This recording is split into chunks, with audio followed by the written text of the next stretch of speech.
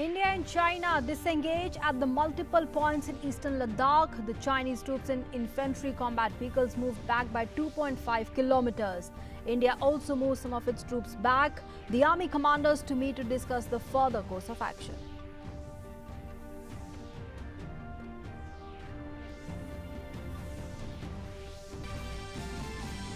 Senior BJP leader Ravi Shankar Prasad says we'll make India #1 in the mobile manufacturing under Atmanirbhar Bharat, leaving China behind us. Addresses a virtual Samvad rally for Himachal Pradesh to commemorate first anniversary of the Modi 2.0 government. Later today, Nitin Gadkari to address virtual rally for Madhya Pradesh.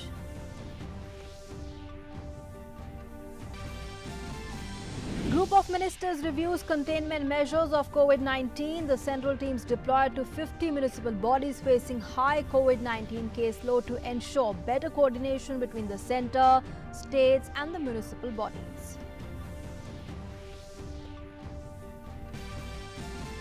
The number of people cured and discharged of COVID-19 surpasses the total active cases in the country now. Over 1.35 lakh cured and discharged, while total active cases stand at 1,33,632. More than 50 lakh samples tested so far. WHO chief warns the COVID-19 pandemic is worsening globally, urges countries not to drop their guards. Over 72.44 lakh people worldwide infected by COVID-19 with more than 4,10,000 deaths. Hello and good afternoon. You're watching Doordarshan News with me, Nancy Kohli. A top story in a major development. India and China's army commanders are meeting today for talks to discuss the further course of action on the LAC issue. Now, according to the top army sources, India and China have disengaged at multiple points in Eastern Ladakh. The troops and the infantry combat vehicles have moved back by 2.5 kilometers by the People's Liberation Army in the Galwan area, the patrolling point 15 and Hot Springs area. India has also moved some of its troops back.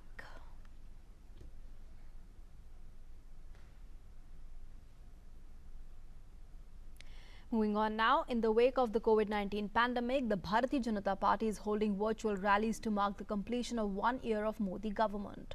As part of this campaign, senior BJP leader and Union Minister Ravi Shankar Prasad addressed a virtual rally in Himachal Pradesh. Speaking on the occasion, Ravi Shankar Prasad said that the government will make India #1 in the mobile manufacturing under Atmanirbhar Bharat. हमारी सरकार आई थी, देश में सिर्फ 2 mobile factory, सिर्फ 2। अब भारत में 250 से अधिक मोबाइल फैक्ट्रियां मोबाइल कंपोनेंट बनाती हैं। 7 लाख लोग काम करते हैं, इलेक्ट्रॉनिक में 20 लाख लोग काम करते हैं, और अभी हमने 50,000 करोड़ की योजनाएं लाई हैं। भारत अभी नंबर 2 पर है, 5वें से हम नंबर 2 हो गए। अब हम भारत को चीन से आगे बढ़ाकर दुनिया का नंबर 1 मोबाइल मैन्युफैक्चरिंग देश बनाने वाले हैं। ये हमारा संकल्प है। Ravi Shankar Prasad also slammed the Congress leader Rahul Gandhi for questioning the central government's lockdown strategy. मैं राहुल गांधी से एक सवाल पूछता हूं, हमसे पूछने के पहले अपने मुख्यमंत्रियों से क्यों नहीं पूछते हैं जो आपकी पार्टी के मुख्यमंत्री हैं? पंजाब के मुख्यमंत्री ने, जो हिमाचल के पड़ोस में है, लॉकडाउन सबसे पहले किया। वहां तो उन्होंने कर्फ्यू भी लगा दिया। आज भी 30 जून तक लगाए हुए हैं। राजस्थान ने लगा रखा है। महाराष्ट्र में आपकी पार्टी सहयोगी है। तो नरेंद्र मोदी और जयराम ठाकुर और देश से सवाल पूछने के पहले राहुल गांधी जी कृपया करके अपने अंदर झांकिए कि आपके मुख्यमंत्री आपकी बात क्यों नहीं सुनते हैं। Senior BJP leader and Union Minister Nitin Gadkari will also be addressing the Samvad rally in Madhya Pradesh later on in the day today.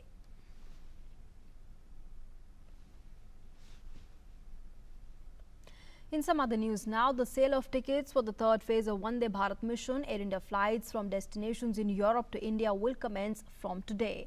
The tickets can be booked from the Air India website only. The national carrier has asked its applicants to ensure that they are registered with the local Indian embassy or the High Commission, as it is a prerequisite to board the flight under the Vande Bharat mission. Under the third phase of the Vande Bharat Mission, Air India will operate around 300 flights to Europe, Australia, Canada, US, UK and Africa. Last week, more than 22,000 tickets were sold within a short span of 15 hours when the flight bookings had commenced for destinations from the US, Canada and other countries. In its largest repatriation mission across the world, India has already brought back over 70,000 nationals. Meanwhile, the first flight under the Vande Bharat mission has left from Singapore to Madurai, and 2 other flights are also scheduled for Tiruchirappalli and Coimbatore later on in the day today. The stranded Indians have lauded the government's efforts in bringing them back to homeland. A group of 56 people, priests from South India. We came here for doing a very big homam in one of the Hindu temples in Singapore in the last week of March. After that, because of the lockdown, we are stranded here. Thanks to High Commission, to India High Commission in Singapore, we are very grateful to them. They have been very helpful, courteous to all the people. A total of 2,441 Indians returned from Newark, Istanbul, New York, Stockholm, Abu Dhabi, Singapore, Doha, Muscat, Dubai and Kuala Lumpur on Tuesday. The 16th meeting of the group of ministers was held in New Delhi through video conferencing, in which the containment measures of COVID-19 was reviewed. The group of ministers chairman Dr. Harshvardhan said India is in a much better place than the rest of the world, but there was no scope for any complacency. The group of ministers was also briefed about the latest status, response and the management of COVID-19 in the country. The GOM was also apprised about the growing medical infrastructure across the country. A brief snapshot was presented to the GOM highlighting the comparative position of India vis-a-vis other countries in the similar stage of easing lockdown, underscoring the benefits that have accrued from the lockdown and how this can be leveraged in the management of the virus. Meanwhile, it has also been decided that the high-level multidisciplinary central teams will be deployed to 15 states and the union territories that have more than 50 districts or the municipal bodies which are witnessing high caseload and high spurt of cases. These central teams will assist the state governments by providing technical support for containment and facilitate management of COVID-19 outbreak.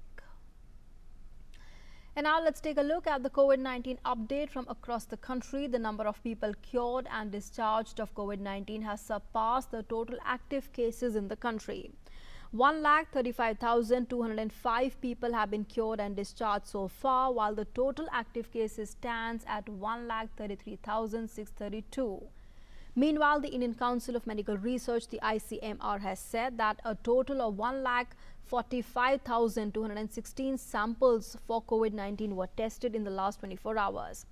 And with this, the figure of total number of tests have reached to 50,61,332 across the country. The ICMR is continuously scaling up its testing facilities for COVID-19 by giving approval to the government and the private laboratories. As of now, total 823 laboratories across India have been given approval to conduct the tests for COVID-19, including 590 government laboratories and 233 private laboratory chains. Moving on now, the DMK MLA J.Anbazhagan has succumbed to COVID-19 in Chennai this morning. He was admitted to the hospital on the 2nd of June with respiratory problems, following which he tested positive for COVID-19. The Chipak Tiruvallakeni MLA's health condition had seen an improvement but took a turn for the worse on Tuesday evening. He was a 3-time member of the Tamil Nadu Legislative Assembly. In 2001, he was first elected as MLA from the Tegiyara Nagar constituency.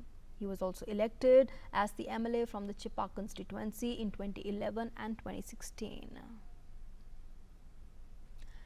All the CGHS empanelled hospitals notified as COVID-19 hospitals by the state governments will provide treatment facilities to the CGHS beneficiaries. The Ministry of Health and Family Welfare has issued an order to all the healthcare organizations empanelled under CGHS regarding the difficulties in availing of treatment facilities at the private hospitals, diagnostic centres empanelled under CGHS. The order has been issued after reviewing the representations from the CGHS beneficiaries. And as per the ministry's order, all the CGHS empanelled hospitals which are notified as the COVID hospitals by the state government shall provide treatment facilities to the CGHS beneficiaries as per the CGHS norms for all the COVID-related ailments. Similarly, it is also directed that all the CGHS empanelled hospitals which are not notified as COVID hospitals shall not deny treatment facilities or admission to the CGHS beneficiaries and shall charge as per CGHS norms for all other treatments. Action shall be taken in case of any violation of these guidelines. The entire nation is battling with COVID-19 pandemic, but this crisis has turned into an opportunity for nation's talent to emerge. In line with the same, IIT Kanpur has found a way out to stop the spread of COVID-19 virus. The incubated firm of IIT Kanpur has launched an intelligent disinfectant chamber. Kupro Health Tech in IIT Kanpur has developed its first touch-free disinfectant chamber which works in 3 phases.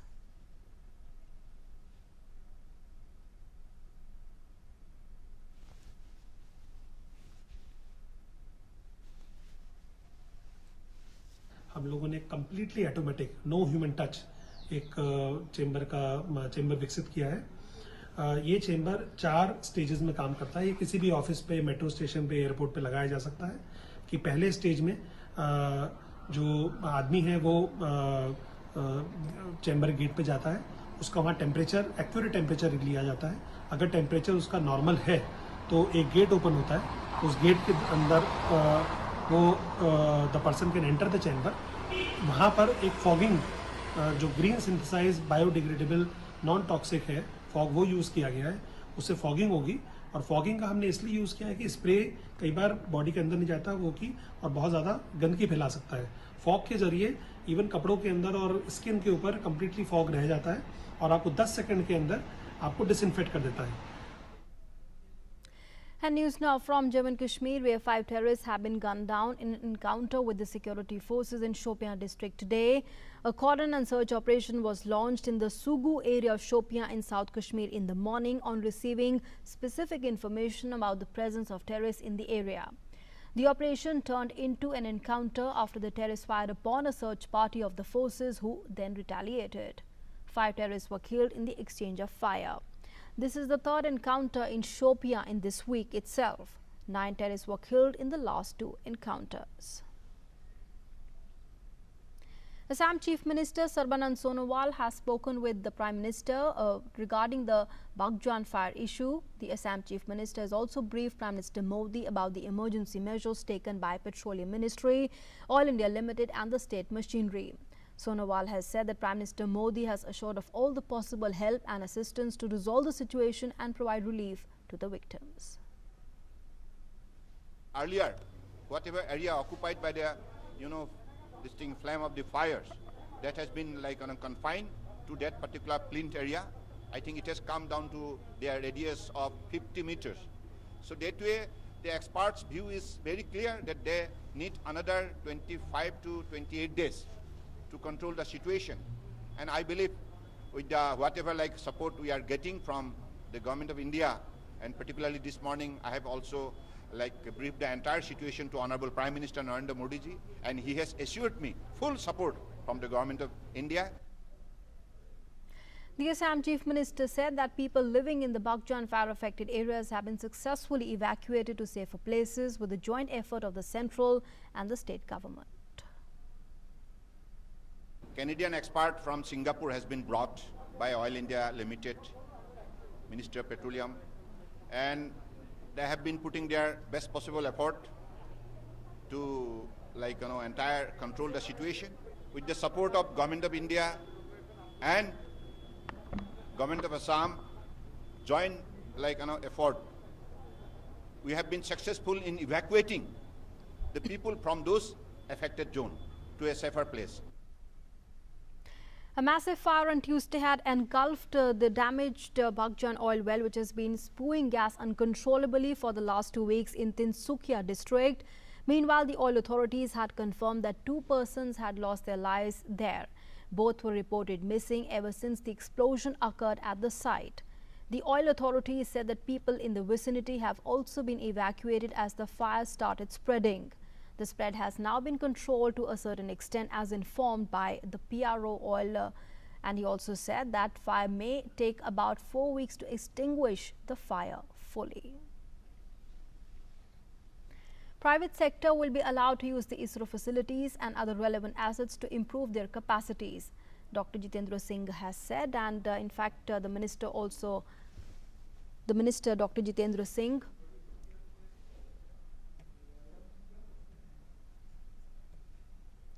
The minister in fact also said that private sector will be allowed to use the Indian Space Research Organization facilities and other relevant assets to improve their capacities. And briefing about India's achievement in the field of space technology during the first year of the second term of the Modi government, the minister stated that the Modi government's Atmanirbhar Bharat roadmap towards self-reliant India, as spelled out by the finance minister, envisages the initiative to boost private participation in the space activities. The Indian private sector will be a co-traveler in the India space sector journey. The private companies to be provided the level playing field in satellites, launches and the space-based services. In fact, the future projects for planetary exploration and outer space travel will be open for the private sector as well. Even during the COVID-19 pandemic, the ISRO scientists have been engaged in search of the best methods to provide essential medical devices, protective kits and other equipment. Moving on now, the Ministry of Ayush in association with the Morarji Desai National Institute of Yoga will host a television event as curtain raiser of the International Yoga Day 2020. The event will be telecast on Doordarshan News from 7 to 8 in the evening. This will also be streamed live on the Ministry of Ayush's Facebook page. The curtain raiser would mark out a 10-day official countdown to the International Day of Yoga 2020. Union Ministers of State for Ayush Shripad Yeso Nayak, Minister of State PMO Dr. Jitendra Singh and President Indian Council for Cultural Relations Dr. Vinay Sahasrabudhe will address the nation through the electronic medium. And in light of the prevailing health emergency in the country due to the COVID-19 pandemic, this year the International Yoga Day is set to go digital internationally. In view of the highly infectious nature of COVID-19, the ministry is also encouraging people to practice yoga at their homes. Prime Minister Modi has also announced a video blogging contest, My Life, My Yoga, for the people. The central government schemes are providing benefits to almost every section of society. And now when the country is witnessing Unlock 1.0, Khadi and the Village Industries Commission's efforts have set an example in the Jaipur village of Varanasi. Here's a report. This is Jaipur village in Varanasi, one of the villages adopted by Prime Minister Narendra Modi in 2014. These women who are seen spinning yarn are wearing masks. They have made these masks from the spin yarn. They are making masks with the help of solar charkhas. Khadi and Village Industries Commission of MSME has helped the Krishak Gramodyog Vikas Sansthan in providing an employment opportunity to these women during the economic crisis due to COVID-19. आज ECL योजना के अंतर्गत जो है 50 solar चरखा मिला, जिससे महिलाएं काम कर रही हैं। सोलर चरखा मिलने के बाद महिलाओं को काफ़ी आराम हो गया है, जो हाथ से कटाई करना पड़ता था या वो जो है ऑटोमेटिक चलता रहता है। After completing their household work, these women involve themselves in making masks and contribute to the family income. They are also helping to promote Prime Minister's slogan of Vocal for Local. Besides, 25% of their remuneration is given to them as bonus by the central government. The amount is directly transferred to their bank accounts. Lockdown में जो पैसा मिल रहा काम करने के लिए हम लोग के खर्च में आ जाला। मैं यहाँ 4 साल से काम कर रही हूँ, जब से मोदी जी इस गांव को गोद लिए हैं। मैं यहाँ पे फायदा बहुत हुआ है। This work has not only helped these women during the lockdown period, but also has provided them better employment opportunities in their village. Bureau Report, DD India. And let's now take you to Bihar, where a resident from Patna has transferred his entire land property to his 2 elephants after one of them had saved his life from a gun-toting criminal earlier. Akhtar Imam's 2 pet elephants named Moti and Rani stay with him at his Patna residence. Imam has been taking care of the elephant since he was 12. Imam, who heads the Asian Elephant Rehabilitation and Wildlife Animal Trust, has transferred all of his 6.25 acres of land to the 2 pet elephants last week to ensure the animals would never have to suffer from hunger even after his demise, if that happens. जानवर चाहे जितना भी खूंखार हो रिश्ता निभाना जानता है, इंसान नहीं जानता है। और हाथी भी मेरा फैमिली मेंबर है। मैं बचपन से मैं हाथियों के लिए बचाने के लिए काम किया। तो इसका भी एक शेयर है जो इसका भी आज हमारे बिहार में कितने हाथी, देश में कितने हाथी लवारिस पालतू हाथी, जिसके है जो लोग अपना है जो संपत्ति बांट लेते हैं, पूर्वज है जो मर जाते हैं और अपने बच्चे लोग संपत्ति खेत बांट लेते हैं और हाथी लवारिस हो जाती है। मैं ये दिन देखकर मैं सोचा नहीं कि मेरा भी 2 हाथी कभी लवारिस हो जाए। Moving on now, the World Health Organization has urged countries to press on with efforts to contain the COVID-19 pandemic, noting that the pandemic was worsening globally and had not peaked in the Central America. WHO Director General has in fact told an online briefing that more than 136,000 cases were reported worldwide, the most in a single day so far.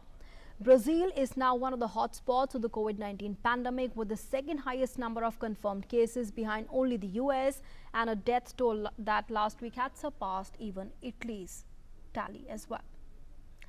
And the number of infections worldwide is rising faster than ever. According to data from the Johns Hopkins, over 72.4 lakh people have been infected with COVID-19 worldwide. While the US still tops the highest number of infected cases with over 19.79 lakh and over 1.12 lakh deaths due to COVID-19.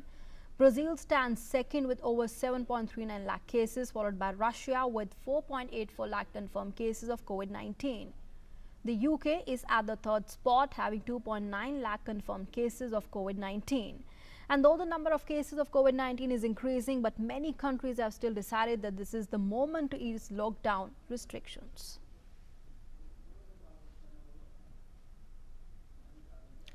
Moving on now, the International Weightlifting Federation has dropped the doping charge against weightlifter K. Sanjita Chanu due to non-conformities in the handling of her sample.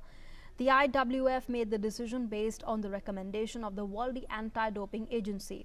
The 26-year-old, who claimed innocence since the beginning, was informed about the final verdict via an email signed by IWF's legal counsel. Chanu said that IWF has robbed her of the chance to qualify for the Tokyo Olympics due to its callous attitude. The Commonwealth Games gold medalist also demanded an apology and compensation for the trauma she has endured. Chanu was put under a provisional suspension on the 15th of May in 2018. And with that, it's a wrap on this edition of the news. But news and updates will continue here on Doordarshan News and DD India. For the moment, thanks for being with us.